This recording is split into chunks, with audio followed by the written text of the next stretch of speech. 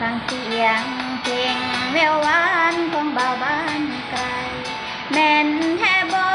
ว่าอายหลงไหลหลงฮักปักใจเพียงสาวบ้านเกินบ่เหมือนคำเว้าเมื่อพบกันเห็นอายทำมันยากแค่นอลงฮักสู่เพิ่นผู้สาวบ้านเกินหลงลมล้อลวงบ่าวบ้านเดียวกันมาเย้ยยันจนน้องอับอายว่ามัวเมาฮักบ่าวบ้านไกลบ่สนใจ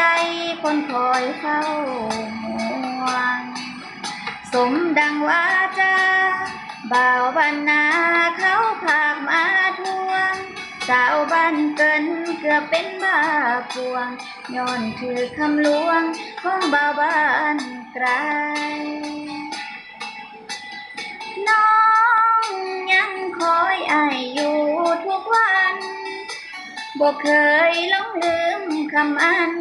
ย่านแต่อายนั้นละที่เปลี่ยนใจถ้าดองมีแพงให้อายมาขอแต่งไว้ถ้าย่านน้องเป็นของคนใหม่เหียบตัดสินใจฟ้าวมาสู่ขอถ้าอยากเป็นเคยไทยบ้านเกินดินแดนบอกเคยนัดพบกันเมื่อบุญสวงเนื้อพายเมื่อน้องจะเฝ้ารอเตรียมจิตเตรียมใจบอกผู้ยาของอายไปขอน้องจะรอมุ่งหวังตั้งต่อ